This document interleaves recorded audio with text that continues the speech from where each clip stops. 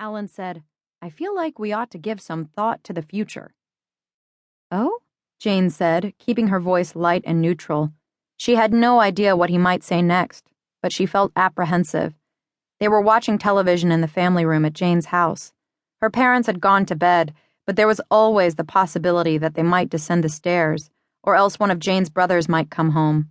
Her brothers regarded Alan with a certain amount of mirth, and it was best not to give them any opportunities. So that this evening, like others, was spent unbuttoning and buttoning, melding themselves together and then pulling apart, their moist skins making a smacking noise. The future? Yeah? She ventured. Alan said, "I've been trying to find a term that would convey the idea of God, but without the religious context. God as a comprehensive, unifying principle.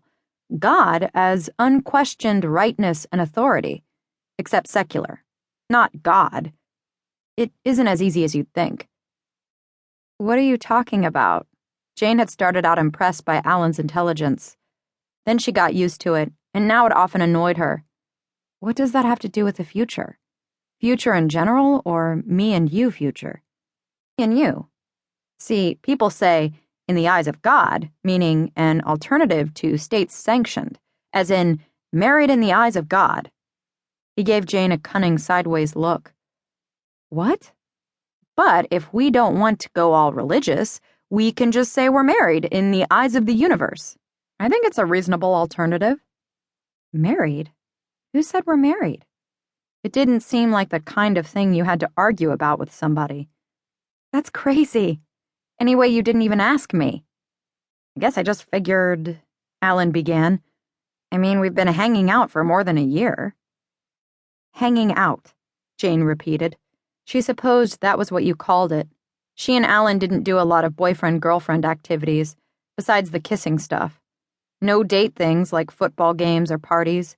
They studied together, they watched movies on video, and sometimes they accompanied Alan's grandparents to performances of the symphony, where the grandparents were patrons. These did not feel like dates either, even though Jane dressed up and Alan arrived at her front door with the corsage his grandmother had made him buy. They climbed into the vast back seat of the grandparents' Lincoln, and Jane answered the grandparents' questions about what she had been studying in school, while Alan, inspired to friskiness, attempted to work his hand or foot across the chilly expanse of upholstered seat that separated them and burrow undetected between her knees. "I'm not getting married or pretend married. What a stupid idea. Why do you even want to?" "So everything would be all settled." Alan was sulky now. Clearly he had expected her to go along with it. He gave her a peevish look. Maybe he was not as smart as everybody thought. "You want to, do it, but you don't have to bother with talking me into it or anything." "You're a very conventional person, you know that?" As always, when somebody told her she was one thing or another thing, Jane kept silent. She never thought of herself as conventional, or whatever other label was placed on her, but other people seemed to view her so much more clearly than she did herself. Alan grabbed her hand and shoved it into his crotch. Jane yelped and pulled away. She thought she had felt his penis squirming around beneath his clothes, ready to break loose, attack. "You're just afraid nobody else is ever going to come along," Jane said, meaning it to be scornful and sarcastic, but then she realized she was right. And for a long time after Alan, nobody else came along for her. She got excellent grades and was admitted to the state university as a general education major in the humanities. She didn't have clear vocational plans. She figured she could find some way to support herself if she had to. Meanwhile, she signed up for classes in art history and political science and American literature, meant to enrich her being with knowledge, much as a layer of fertilizer might be spread over a field. Her roommate was going through sorority rush and spent a lot of time on the phone with other rushees, comparing their prospects. There were good houses and less good ones. Which house had a reputation for being sluts? Which had the best parties, or partnered with the hottest fraternities?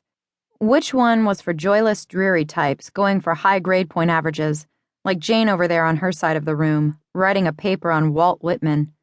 Most of the time, she and the roommate politely ignored each other, but on this night the roommate said, "Do you want to go to a mixer? There's a guy somebody knows who needs a date. You wouldn't have to dress up or anything. Just don't wear your glasses." She could have said no.